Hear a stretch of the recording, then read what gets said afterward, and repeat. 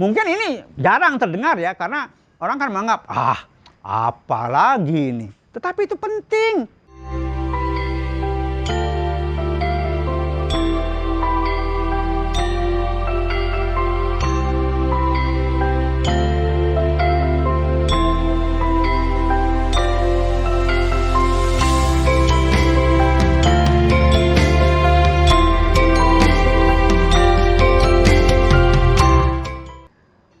Om Awignamastu Namasidam. Om Sidir Astu Tat Astu Astu Swaha. Om Swastiastu. Nah, para sahabat Dharma yang berbahagia, sebetulnya yang akan kita perbincangkan ini masih terkait dengan pertemanan. Tetapi ini akan menjadi menarik karena teknis pelaksanaannya justru punya nama hari-hari tertentu. Ya, kalau di Bali misalnya ada yang namanya tumpek. Tumpek itu asal katanya tu sama pek. Tu itu lahir, muncul. Pek itu terakhir. Maka tumpek selalu jatuh Sabtu Kliwon. Karena Sabtu itu hari terakhir dalam 7 hari Saptawara itu. Lalu Kliwon merupakan hari terakhir juga dari Pancawara. Ya, hari terakhir. Itulah tumpek. Tapi kalau di masyarakat Sunda Wiwitan yang pernah saya ikuti, mereka itu justru setiap Sabtu melakukan persembahyangan, karena setiap Sabtu mereka sebut dengan nama tumpekan. Kalau di Bali kan hanya Sabtu Kliwon yang tumpek. Nah, yang istimewa di Bali, ya, tumpek ini pertama kita harus paham. Saya baca dari bukunya seorang ibu ya. Itu tumpek itu sebetulnya turunnya sabda Brahman agar manusia memelihara, merawat, dan melestarikan seluruh ciptaannya yang ada di alam semesta. Jadi sebetulnya tumpek bukan sekedar bersifat lokal ya, tapi itu sudah mendunia sebetulnya secara filsafat. Bayangkan, melestarikan, termasuk memelihara dan merawat seluruh ciptaannya. Bayangkan, ciptaannya kan bukan cuma manusia, bukan cuma alam dengan segala isinya, enggak. Semua. Tumpek tidak pernah berbicara agama. Tapi yang paling unik adalah bagaimana kita merawat atau memelihara dan melestarikan ciptaan yang maha kuasa, Brahman ini. Tentu yang kita maksud adalah bagaimana memelihara di luar manusia. Kalau manusia sudah mampu lah, mereka sudah punya pengetahuan untuk itu. Tapi bagaimana manusia sekarang? Karena alam ini sebetulnya diciptakan tapi tidak diberikan pengetahuan bagaimana mereka bisa memelihara dirinya sendiri. Artinya apa? Mereka tetap membutuhkan sentuhan tangan ciptaan Brahman yang paling utama, yaitu manusia. Jadi manusia bertanggung jawab terhadap seluruh ciptaannya di luar manusia, yang kelihatan maupun yang tidak kelihatan. Maka leluhur-leluhur di Bali kemudian meninggalkan warisan berupa pola yang disebut dengan tumpek. Paling tidak ada 3 tumpek yang terkait dengan ciptaan Brahman di luar manusia. Yang pertama, ini yang unik. Tumpek landep. Turunnya sabda Brahman agar manusia memelihara. Apa? Landep ini ketajaman. Tentu yang pertama ya kita memelihara, mempertajam pikiran manusia. Pertajam. Sehingga semua potensi-potensi yang selama ini terpendam akan terurai, terungkap. Dan kebermanfaatannya akan bisa dinikmati oleh manusia. Itu landep itu. Sehingga ketika setiap tumpek landep, yaitu setiap 6 bulan sekali, akan muncul berbagai tafsir tentang landep ini. Ketajaman pikiran, kemudian bagaimana kita memelihara sesuatu yang tajam. memang pemikiran ini sederhana. Sesuatu yang tajam ya termasuk perabotan-perabotan yang membantu kita dalam kehidupan sehari-hari. Ya termasuk pisau. Bahkan lebih menuju kepada sesuatu yang terbuat dari logam. Nah, kalau mobil bagaimana? Apakah kita abaikan dia? Bahannya kan lebih banyak logam juga. Motor atau perangkat-perangkat lain misalnya yang tidak digunakan dalam kehidupan sehari-hari ketajamannya. Nah, kalau saya punya pola sendiri bahwa semua yang terbuat dari logam, apakah itu mobil, motor, kulkas, ya, mesin jahit, mesin cuci, sepanjang itu ada unsur logamnya, harus kita lakukan sesuatu pada saat tumpak landep. Tapi tentu caranya berbeda lah. Kalau selama ini hanya kendaraan dan perabotan rumah tangga yang kemudian kita rawat, kita lestarikan karena sudah membantu dalam kehidupan ini, ya, berupa sesaji. Jadi kita mengucapkan terima kasih kepada benda-benda mati ini. Saya gunakan istilah benda mati karena memang dia nggak pernah hidup. Nah, untuk kendaraan, ya, misalnya kita tahu setiap hari kita butuh kendaraan dan kita ingin dengan kendaraan ini kita bisa ikut serta, mereka ini ikut serta dalam mencapai tujuan untuk bekerja misalnya. Setiap hari kita gunakan si mobil ini.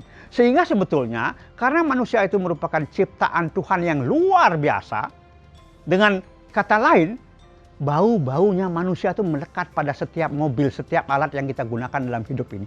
Artinya kemudian mereka juga menyimpan energi manusianya. Sehingga mereka pun sebenarnya mengerti dengan bahasa yang kita gunakan untuk berkomunikasi dengan sang mobil misalnya. Maka tidak ada salahnya pada saat tumpak landep, atau bahkan tidak hanya pada saat tumpak landep saja.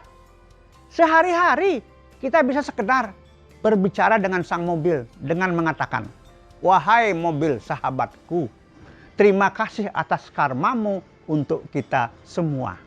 Demikian juga kipas angin, kita bisa katakan, "Wahai kipas yang baik sahabatku, wahai motor yang baik sahabatku, terima kasih atas karmamu untuk kita semua." Nah ini, mungkin ini jarang terdengar ya, karena orang kan menganggap, apalagi ini. Tetapi itu penting, karena seringkali sang mobil menyelamatkan kita. Jangan salah, banyak orang merasa dan mendapat pengalaman tiba-tiba mobil menyelamatkan mereka. Ya, bahkan ada mobil misalnya yang sudah sebetulnya tidak bisa jalan lagi, tidak hidup, ya. Tapi dia terus berjalan. Begitu masuk garasi, baru dia mati mesinnya dan tidak mungkin hidup lagi kecuali dibawa ke bengkel. Ada yang begitu. Ini hebatnya manusia, terutama pikiran manusia. Karena pikiran manusia merupakan sebuah medan potensial yang tidak terbatas. Kekuatan pikiran bisa menjadikan apa saja. Bisa menghancurkan alam, bisa membangunkan alam. Ini dia. Sehingga mobil yang setiap saat kita pakai setiap hari, kita duduk di dalamnya, kita diantarkan kemana kita mau. Sang mobil pun juga akhirnya apa? Punya sesuatu yang berasal dari energi manusia yang setiap hari dengan kasih, ya. Makanya apapun yang kita miliki, termasuk mobil juga, pelihara, rawat dia dengan penuh kasih. Jangan hanya penuh kasih kepada suami, kepada istri atau anak, tapi semua peralatan yang membantu kita dalam kehidupan ini harus juga menerima kasih dari sang pemilik. Dan benda-benda itu sekali waktu pasti akan menyelamatkan kita. Inilah manusia luar biasa. Nah, kemudian kalau yang barang-barang tajam sudahlah, entah itu berupa keris, pisau dan lain sebagainya, alat bajak sawah, itu juga kita hormati. Begitulah cara kita, bagaimana kita berteman dengan mereka, merawat, memelihara dan melestarikan, serta mengakui bahwa mereka itu berjasa kepada kita. Saatnya atau terima kasih engkau berkarma untuk kami semua, seperti itu. Nah, bagaimana halnya dengan tumpak uduh, tumpak warige, tumpak pengatag. Ini sama, ya. Tumpak yang berkaitan dengan tumbuh-tumbuhan. Kita misalnya punya beberapa pohon pisang. Yang kita harapkan adalah buahnya. Dan si pisang pun mengerti. Tapi tetap dia butuh tebaran kasih sayang dari kita. Ya, tebaran kasih sayang yang membuat mereka akan juga memberikan kemanfaatan yang maksimal kepada kita. Maka pada saat tumpak uduh atau tumpak bubuh ini, umumnya orang-orang tua di Bali akan menoreh sedikit, melukai sedikit dari pohon-pohon ini, misalnya pohon pisang. Ya. Dan ini biasanya dilaksanakan menjelang hari raya, hari-hari suci Hindu. Karena hari-hari suci ini membutuhkan bahan-bahan yang berasal dari tumbuh-tumbuhan. Maka pada saat hari itu, setelah pohonnya ditoreh sedikit, lalu diurap dengan bubur. Seolah-olah diberi makan.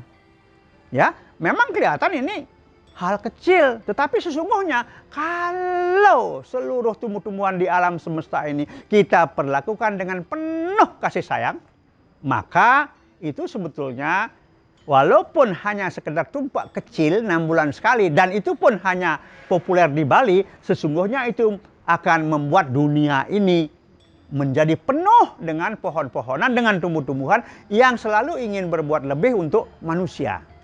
Dan itu pun juga ada doanya, ya, ada doanya. Misalnya sepotong saya bacakan doanya, ya, kaki-kaki nini-nini. Nah, jadi seolah-olah pohon-pohon itu ada yang laki-laki, ada yang perempuan.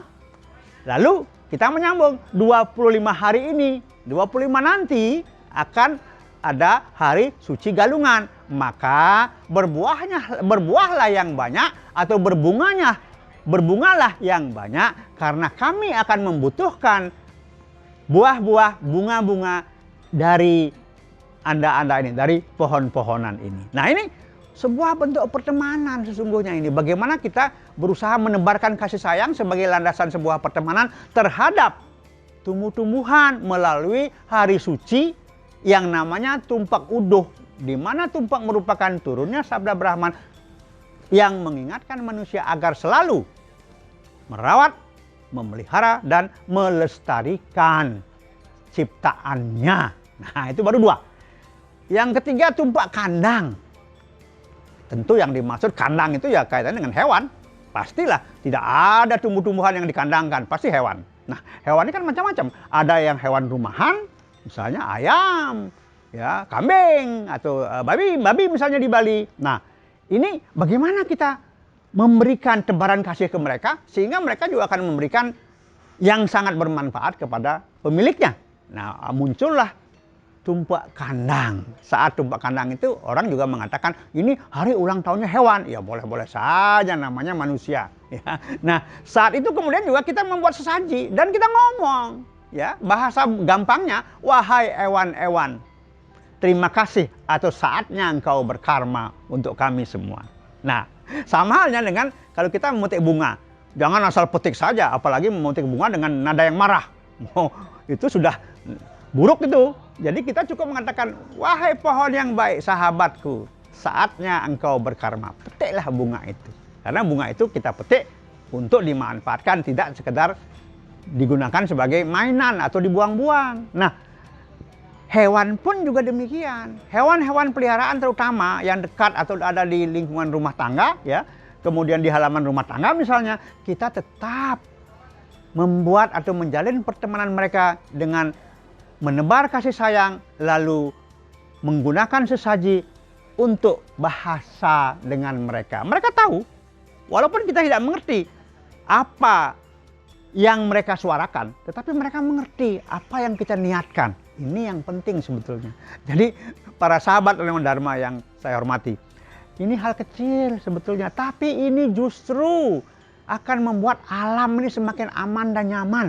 Ya, hal-hal kecil seperti ini memang mungkin tidak mendunia, tetapi apabila kita memahami filsafatnya, kita tahu bagaimana menyikapinya dan melaksanakan, mengaplikasikannya, maka kita akan menjalin sebuah persahabatan dengan seluruh isi dunia dengan merawat dan memelihara serta melestarikan seluruh ciptaan Brahman yang esa. Sedikit perbincangan ini mudah-mudahan mengena di hati para sahabat Renungan Dharma dan mencoba untuk mengaplikasikannya. Dan jangan pernah takut salah. Semua niat-niat baik pasti akan mendapatkan, katakanlah, balasan yang setimpal dari Yang Maha Kuasa. Dan alam semesta yang agung ini akan selalu memberikan anugerah, memenuhi kebutuhan kita selama hidup di dunia bagaikan sapi perah alam ini kita perlakukan. Demikian Bapak Ibu Renungan Dharma yang saya hormati. Semoga kita semuanya betul-betul mampu menebarkan kasih kita kepada seluruh ciptaan Brahman. Terima kasih. Om Santi, Santi, Santi. Om.